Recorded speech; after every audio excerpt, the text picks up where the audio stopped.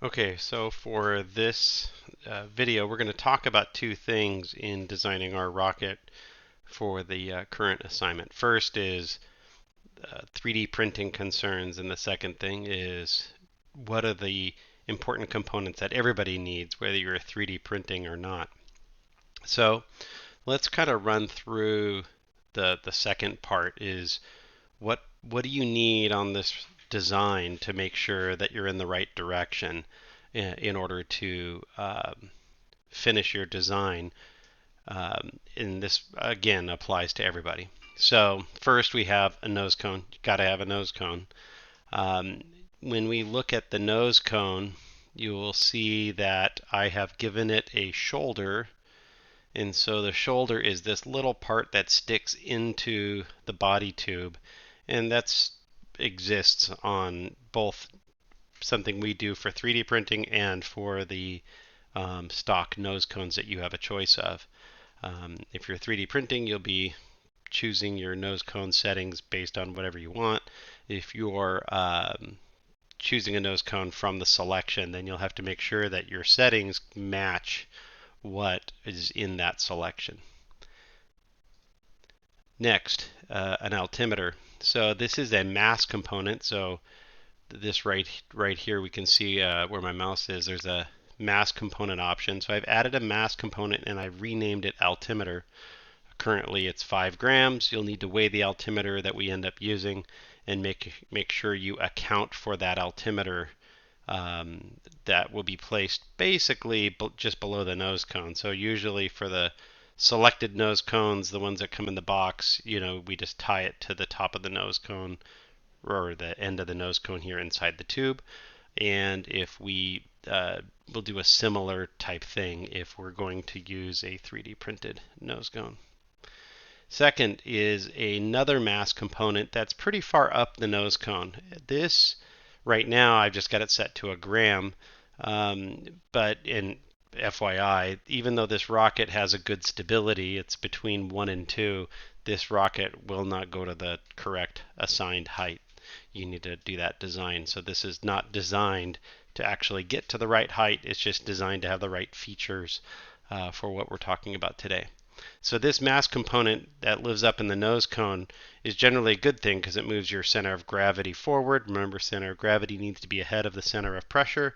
And this will be done with clay. So we'll place clay in the nose cone. It's easy to shove clay up into the nose cone, so you'll pre-weigh it and push it in there. A good design will give you room with this mass component because once you start building stuff, things might get heavier than you think, and being able to just take mass away from your mass that you put up here is good.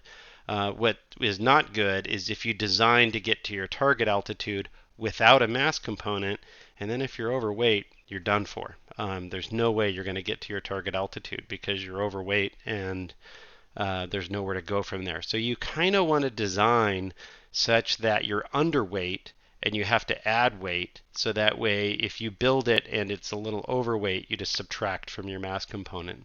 That's the best idea there. This first body tube is only there for the 3D printing people. Our 3D printers can only print, well, they say 6.5 inches, and so let's round down to 6 inches. So we can only go 6 inches tall. And so when we edit this, you'll see that I've set it to 150 millimeters, which is about 6 inches. We don't want to go much taller than that because obviously the 3D printer can't print it. If you're building yours out of parts, out of the bucket, then you can get a tube that is the length of both of these put together if you want. So you'll have that as one tube, whereas the 3D printer people, depending on how long they make their rocket, will have to cut it into 6-inch chunks. So they might have this middle piece here. Regardless, whether this is one tube or two tubes, inside this piece will be a parachute right here and a shock cord. You'll have to place a shock cord in there. That's the rubber band that connects the parachute to the rocket. So those are two required pieces. You will also notice that I've put in a tube coupler here. This is only for the 3D printer people because basically you'll have a piece of the model that'll go inside this second tube, um, and so you'll have a tube coupler there. If you're 3D printing, your rocket will separate right here where this tube coupler is, and we'll make sure it does not separate up here where the altimeter is. If you are building your rocket out of the bin of parts, then it will separate where the nose cone is. The nose cone pops out and pulls the parachute along with it. And so this tube coupler does not exist in a design that's built out of the bucket of parts. All right, the bottom body tube. This body tube has to contain an inner tube which will hold the motor. So this inner tube, I have, if we look at our motors, right, this is currently set for the B6 motor, and let's edit this motor. You will notice that it tells you how big the motor is in diameter, 18 millimeters, and how long it is, 70. The A, B, and C motors all are the same size. They're all 18 millimeter by 70. So what I have done is, and we'll talk about the 3D printing part, but I've sized this to be into account for 3D printing. But everybody needs an inner tube. You'll have it either cardboard or 3D printed. And cardboard people will use two centering rings. So you can see those two centering rings that I've placed here. These centering rings keep the tube, well, centered. And technically, now that I think about it, if you are doing a whatchamacallit, out of the box one, you will also have an engine block. And so this engine block will be right at the front, and it will be the same size as these things here. So let's see here. The outer diameter is 28.4. So engine block will have an outer diameter of 28.4. For this example, for the rocket I've built. Yours may be different. So this block will stop the motor from shooting up into the rocket. 3D printing people will not need this engine block, and instead they will model in a stopper that stops the motor from moving upward. So the next piece is a set of fins. They do not have to be trapezoidal fins. Of course, you can design your fins however you want, and these are just fins that I put on there by default, a 3-fin set. Now, some things you need to think about. Well, I'll talk about all that for the 3D printing in a second. So, in the last part you see, I've attached the shock cord to this body tube, and then I just moved it. I edited its position to be a little more in this location, because that's more like where it'll live, especially if you've got the long tube. All right, so that's your set of components. If you're not 3D modeling, you're basically done with this video, because you know all of the basic components that you're going to have. If you are 3D modeling, there's just a few more tidbits I'm going to add. First is that in all of your parts, set the component material to PLA, so that way you get the weight right. This is pretty close to the actual weight, so it's a good starting point. It is heavier than the plastic and cardboard that the other people will be using. So you'll have to design a little differently when you're trying to hit your target altitude in terms of how big your body tubes are, how long they are, the shape of your nose cone. But regardless, it's one way or another, everybody has to deal with that issue.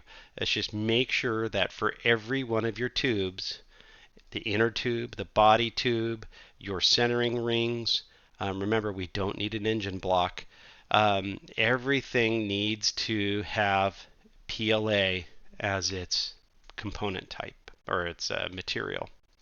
So that will get your weights correct. For your fins, They give a default thickness of 3 millimeters, which is fine. We will work with that. Pay attention to the fin cross section. That is the shape of the fin, and whether it's rounded or not. And so it does have a big effect. I mean, right now it says 256 feet. If I switch it to rounded, it jumps up to 269. So, I've got 10 more feet there, which is 5% more altitude for this rocket just by rounding it.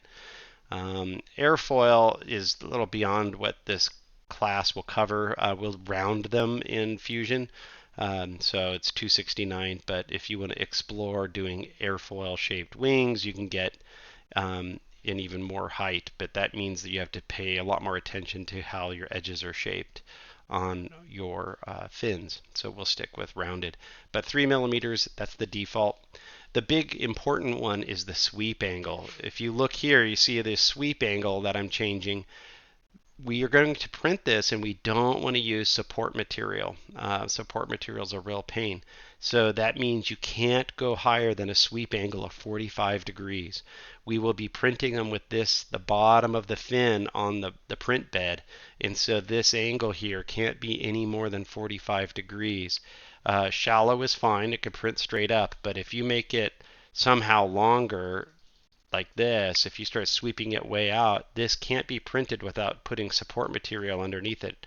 So that's going to be a problem. So you cannot have a sweep angle higher than 45 degrees. And pay attention to weight. Your component mass is down here. If you add more fins, make it 4, the mass just went up. And so it's doing the math for you on your component material. Don't worry about the root fillets. We don't need any of that for 3D printing. But the component mass is important because you're going to later have to compare what gets 3D printed versus what your model has. So that way you can make adjustments on your ballast weight. So we've talked about the angle here. We've talked about setting all your materials. The next thing is wall thicknesses. So a line of plastic from the printer is 0.4 millimeters thick. And a good wall thickness is about 2 lines of plastic. So that means that the thickness of the wall has to be about 0.8 millimeters. So almost a millimeter. You can't make it a millimeter. If you make it a millimeter, then the 3D printer is actually going to print 2 lines of plastic with a 0.2 millimeter gap between them because it can't fit another line of plastic between those two. So you have to do your wall thickness as a multiple of 0.4 millimeters. We'll talk more about that in the Fusion videos. So I've taken that into account. So when we look at our body tube and I edit it, you will see that my wall thickness is 0.8, all right? And so if I've got an outer diameter of 30, then I've got 2.8s reduced, so that's 1.6. That's why the inner diameter is 28.4, because there's a thickness up here and a thickness down below, so that's why there's 2.8s when you're looking at that diameter. So make sure your wall thicknesses on all of your tubes is set to 0.8, so that way you're accounting correctly for size and it's getting the mass correctly. The other thing is making sure you don't do a length longer than 150 millimeters. So all of these in this example were set to maximum length of 150 millimeters, which produces a terrible rocket for this competition. Because the altitude is way off. But you'll be able to fix all of that when you start making your designs. So wall thickness, trapezoid fins, or whatever, I mean not trapezoid fins, but at least the fin sweep angle, we've talked about that, and your material types. That's about all you have to worry about in this as additional information for the 3D printing. If more stuff comes up, we'll cover it in class.